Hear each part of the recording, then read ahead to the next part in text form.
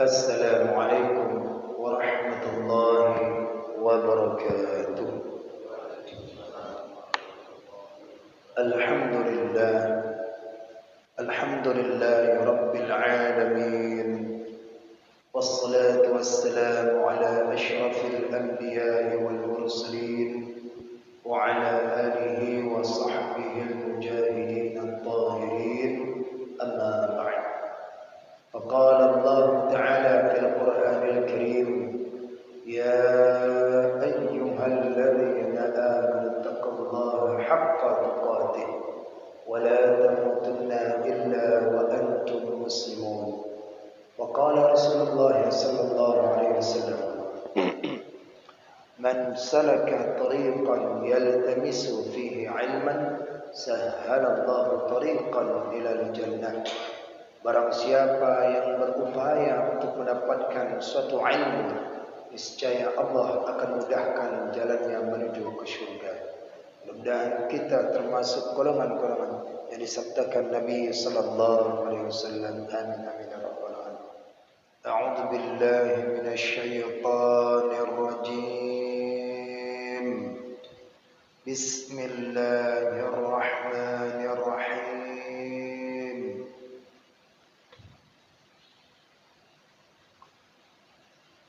Dan kata Sayyiduna Abdullah bin Abbas radhiyallahu anhuma, khairun hadhil ummati aktsaruha nisaa'un. Khairun hadhil ummati aktsaruha nisaa'un. Beliau berkata, Ibnu Abbas dikenal, bermula yang terlebih baik umat ini yaitu banyak perempuan.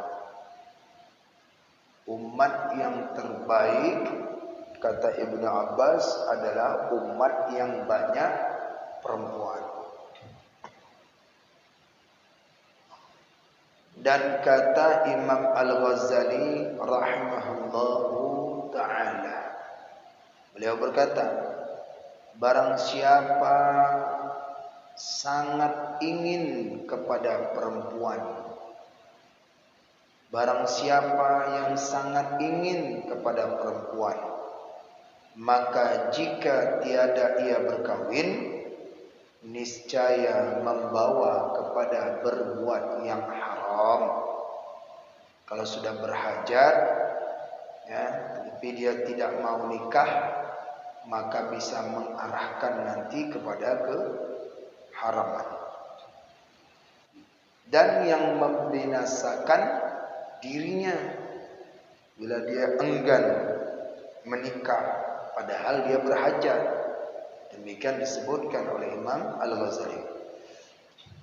Maka yaitu terafdal baginya berkahwin. Maka yaitu terlebih afdal baginya berkahwin. Kalau yang sudah nikah, sudah dikasih jawabannya. Bila dia tidak berhajat, lihat di rumah. Tak berhajat juga, nah silakanlah. Berarti ada hajatan lain. Lebih banyak lagi pahalanya. Dan jika tidak baginya sangat ingin kepada perempuan, ini kebalikannya. Kalau dia tidak ada hajat kepada perempuan, seperti yang demikian itu, artinya seperti yang di atas tadi. Karena ada ia tua, mungkin aja dia tua, nggak ada lagi hajatnya, nggak selera lagi, tak ada lagi semangatnya, atau ada ia sakit, bisa jadi, atau ada ia lemah zakarnya, impoten, atau barang sebagainya, tak ada rasa, tak ada rasa. Maka ketika itu harus ia meninggalkan akan berkawin. Orang-orang yang disebutkan tadi itu tak ada hajat, kemudian ada sesuatu yang terganjal nilai teralam kondisi seorang itu, maka dia harus. Makna harus itu apa? Boleh untuk tidak menikah. Bila ada uzur, bila memang ada sakit. Makanya orang tua kita dahulu dilihat anaknya nggak menikah, ditanya, kenapa engkau tak nikah? Umurmu sudah mulai berlanjut, umurmu udah 40. Pasti ditanya, lemah ya? Jadi bila dia demikian sakit, mungkin ada sakit, maka dia itu hukum di dalamnya boleh untuk meninggalkan. Tidak diwajibkan kepadanya, tetapi dia hanya boleh saja. Tetapi sunat ia berkawin, hanya sunat saja. Kalau dia ingin kali kan. Kalau dia menikah tapi tak ada keinginan, tapi menikah juga, itu hanya sunat. Kalau orang yang sudah sangat berhajat kali dia, sangat berhajat dengan wanita, maka itu jadi wajib begitu. Karena menghasilkan akan anak, karena berkawin sebab berniat, menghasilkan akan anak itu baginya kelebihan yang amat banyak. Seperti kata Sayyidina Umar radhiyallahu anhu, beliau berkata, apa kata beliau? Ma atazawwaju illa li ajlil walad. Ma atazawwaju illa li ajlil walad. Tiada aku beristri melainkan karena menghasilkan akan anak. Ini perkataan beliau, Sayyidina Umar. Sayyidina Umar mengatakan, menikahku ini karena untuk mendapatkan anak. Itu tujuan beliau. Yakni artinya bukan sebab takut akan berbuat haram. Bukan itu dia. Gimana nak berbuat haram? Beliau sahabat Nabi, dekat kepada Allah. Jadi bukan poin karena takut berbuat haram, tetapi ada faedah keutamaan bila dia menikah akan mendapatkan anak. Itu. Mengapa beliau demikian berkata? Karena ia telah terpelihara yang daripada demikian itu. Artinya apa? Terpelihara dosa-dosa yang mengantarkan beliau Sayyidina Umar untuk berbuat haram. Udah terpelihara, udah terjaga. Jadi nikahnya itu bukan karena takut haram, takut nanti berkeinginan, takut nanti akan mengarahkan ke haraman. Jadi Sayyidina Umar tak ada itu. Ibnu Umar misalnya. Sayyidina Umar bin Khattab, beliau sendiri tidak ada rasanya. Artinya tidak pernah sedikit pun dia untuk terpancing atau terbujuk dengan sesuatu yang berbuat perzinahan, tidak ada. Tapi beliau nikahnya itu adalah supaya menghasilkan anak dan generasi-generasi. Nah, itu alasannya kenapa yaitu Sayyidina Umar itu menikah. Dan demikian lagi sunat berkahwin. Apa saja sunat-sunatnya? Sunat berkahwin jikalau tidak takut akan syahwatnya yang membawa kepada haram sekalipun. Andai kata ada orang yang mana dia itu dalam kehidupannya tidak ada, artinya tidak membawakan dia itu kepada syahwat, nikah dia, tapi tidak ada keinginan, tidak membawa dia syahwat itu kepada haram. hanya hukumnya sunat saja. Sunat. Beda dengan yang sangat berhajat tadi, ingin dia. Kalau enggak menikah dia nanti pasti akan terbawa ke haram. Kalau yang ini tidak, nikah tak nikah, dia enggak ada membawa arahkan kepada syahwat yang keharaman. Maka hukum orang yang demikian ini, kata musannif, sunnah saja. Sunnah. Tidak harus, tidak wajib. Seperti yang telah terdahulu daripada Sayyidina Abdullah bin Mas'ud dan Sayyidina Mu'adz bin Jabal radhiyallahu anhu. Ada disebutkan ini beliau-beliau ini yang mungkin di halaman 24.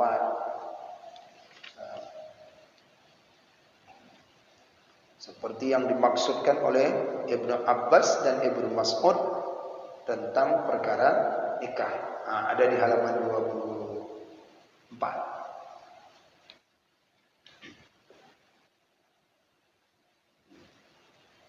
Halaman 24 pun ada disebutkan ma'atazawwaju illa li ajlil walad. Itu perkataan Sayyidina Umar juga. Nah, dan lagi kata Imam Al-Ghazali rahimahullahu ta'ala, apa kata beliau?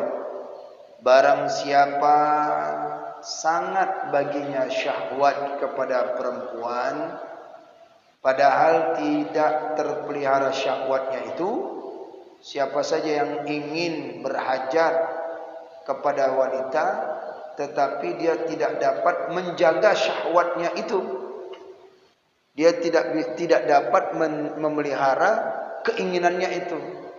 Ingin tapi tak dapat memelihara. Bagaimana? Kata Imam Al-Ghazali, ya. Dan mereka ini tidak pecah ia dengan satu perempuan. Ada seseorang, kata Imam Al-Ghazali, beliau ini sangat-sangat berkeinginan kepada perempuan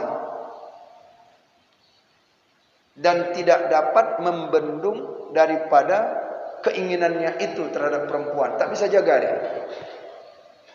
Nikah atau dengan seorang perempuan yang pertama misalnya, itu pun tak bisa juga dia menjaga. Tak juga. Dan juga tidak bisa terpecahkan syahwatnya dengan satu perempuan. Laki-laki ini tidak bisa. Yang sangat, misalnya ada kondisi orang seperti itu. Nah, kondisi laki-laki seperti ini bagaimana? Kata Imam Al-Ghazali, maka sunat ia beristri lebih daripada 1 hingga 4. Nah, ini bagi orang yang semangat, Pak Wah. Yang semangat. Oh, Pak Wah cukup 1 aja. Nah, ini kan bilang kan yang semangat. Satu aja udah kalang kabut. Udah kalang kabut. Karena mungkin belum dibawa apa Pak Wah. Bawa jalan-jalan pasti ada lagi tuh. 1 aja Pak. Sampai akhirat 1 aja. Insyaallah ya. Mudah-mudahan jadi bidadari surga nanti Pak. Ya. Sunat 1, kalau tidak ada tidak bisa terpecahkan syahwat ya. Yang 1 ada tuh Pak, udah 1 pun tak tahan lagi deh, cari lagi. Nah, bagi orang yang begini nih hukumnya sunat, asalkan mampu aja, mampu. Pernah pada beberapa ya orang-orang seorang istri tak sanggup dia dengan suaminya, maka istrinya sendiri yang membolehkan untuk menikah lagi lah, ambal lagi, masa dengan aku enggak cukup dia. Nah, ada juga si perempuan, ada juga laki-laki. Nah, kondisi yang disebutkan oleh Imam Al-Ghazali adalah seorang laki-laki. Daripada dia berzina, maka dia boleh sunat hukumnya dia beristri lebih daripada 1 sampai 4. Berarti 4 boleh Pak Awah. Fankihu ma tobalakum minan nisa. Nikahlah kalau mampu. Kalau enggak mampu, 1 aja kalang kabut, ya udah tahu usah nikah. 1 aja Pak Awah. Ngaji aja lah kita dah. Pecah syahwat nih. Dan demikian lagi jikalau tidak terpelihara syahwatnya itu. Andai kata kalau seorang itu tidak bisa dapat menjaga syahwatnya atau tidak pecah syahwatnya itu, nah, tak terpecah, masih juga semangat tinggi juga, atau tidak tetap hatinya galau dia. Seharusnya kalau orang yang menikah kan tenang, sakinah, mawaddah, warahmah. Tapi enggak tenang hatinya, tidak sakinah dia. Bapak KUA mengatakan semoga dua mempelai yaitu mendapatkan ketenangan jiwa, sakinah.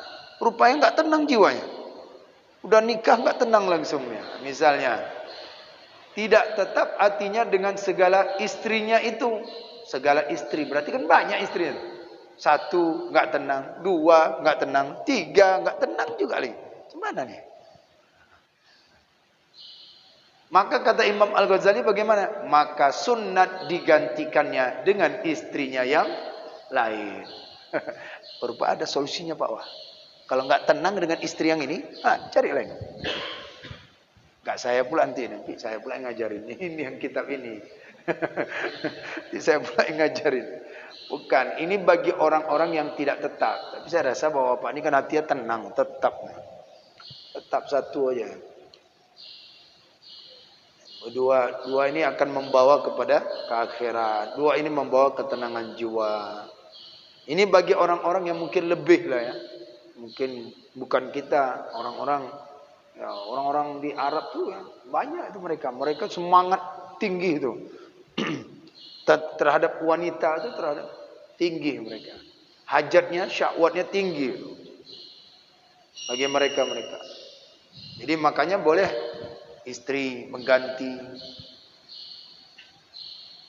Jadi seorang istri ini ya harus perempuan ini dia harus terima kondisi seperti ini, dia harus terima mau tak mau.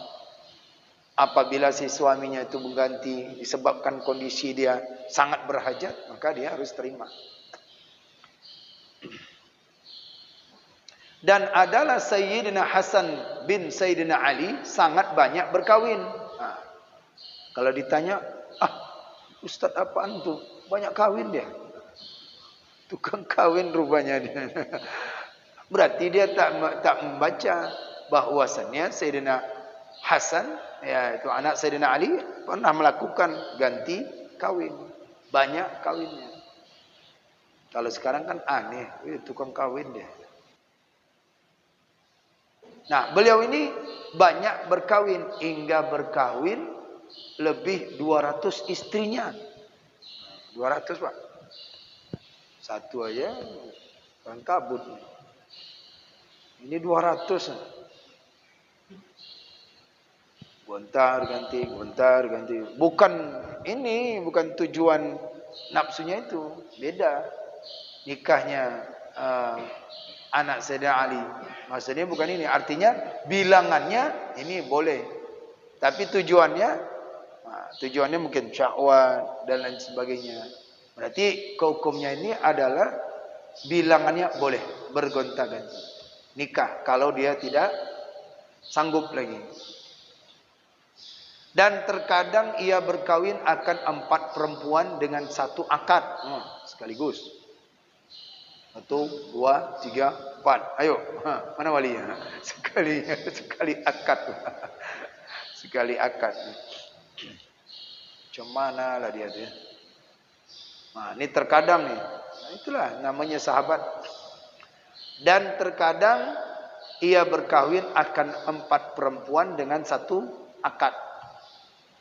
Nah, 4 tu ijab kabul di 1 akadkannya. Dan terkadang ia mentolak 4 istrinya dengan sekali tolak pada 1 waktu dicerai. Kadang-kadang dicerai 4-4 tuh dicerai udah selesai, cari lagi. Enak aja ya. Dan digantikannya dengan istrinya yang lain pada waktu itu juga. Ini dalil membantah bagi orang yang mana ada kawin-kawin ganti-ganti sana. Nah, ini dalilnya. Selamatlah bagi orang yang senang kawin ini. Dia punya dalil. Dia punya dalil dia. Oh, bapak bilang enggak boleh saya nikah. Ini begini. Itu buktinya katanya. Cari pula dia kesempatan untuk memegang dalilnya itu. Diajak sholat tak mau, diajak nikah tahu dalilnya. Sholat, ngaji, nggak tahu dalilnya. Begitu dia nikah, wah dicari dalilnya. Wah, berarti kuat dalil saya nih. Bahwasannya boleh ganti-ganti istri. Nah, dan adalah Al-Mughirah bin Syu'bah beristri 80 perempuan. Ini sahabat Nabi juga. Al-Mughirah bin Syu'bah beristri yaitu 80 perempuan. Kalau tadi 200 istrinya. Dan adalah sahabat Nabi sallallahu alaihi wasallam seorang yang baginya 3 istri dan 4 istri dan seorang baginya 2 istri. Demikianlah yang tiada terhingga mereka itu. Ada juga sahabat Nabi yang 4, ada juga sahabat Nabi istrinya 3, ada juga sahabat Nabi yang istrinya 1, ada. Jadi semua sahabat dari Nabi, sahabat-sahabat bisa dirujukkan. Ada orang yang nikahnya cuma 1, ada. Siapa? Ngikut sahabat 1, ada. Ada orang yang sekarang ini nikahnya 2, ada. Sahabat ada enggak yang nikah 2? Ada. Ada orang yang sekarang nikahnya 3, 4. Ada enggak sekarang ini? Ada.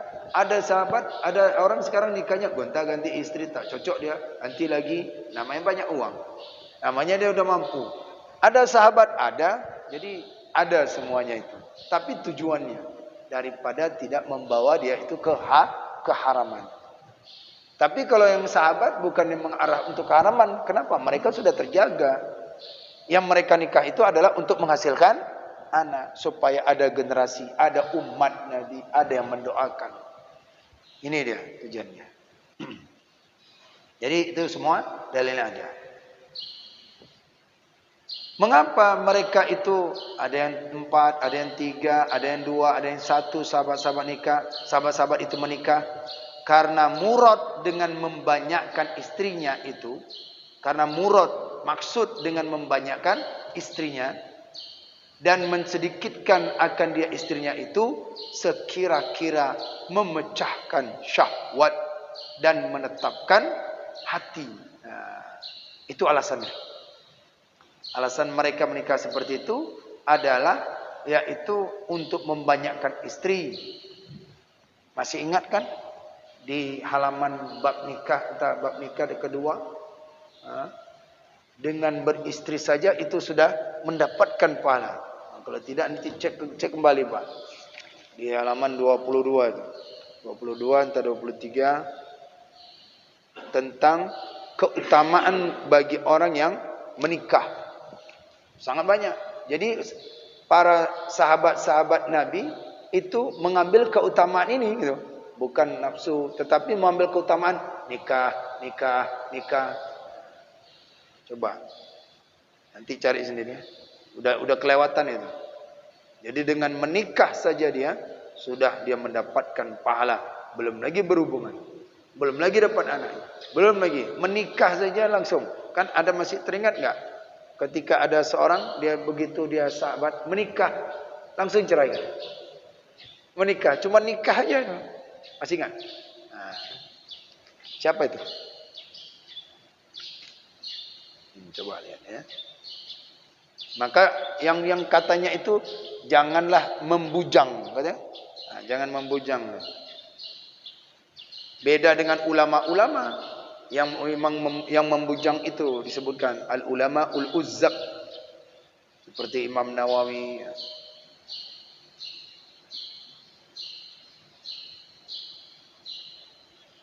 Nah, itu di halaman 24 juga disebutkan. Dah. maka seyogianya obat itu sekedar penyakit. Maka seyogianya obat itu sekedar penyakit. Orang-orang yang disebutkan tadi musannif di atas tadi, barisan yang kedua di tiga itu adalah sekedar obat penyakit aja. Menikahnya untuk mengobatin penyakit. Penyakit apa? Penyakit syahwat. Demikianlah disebutkan oleh Imam Al-Ghazali rahimahullahu ta'ala. Nah, itulah dia faedah menikah pada bagian yang kedua. Ini yang mudah-mudahan ini udah nikah.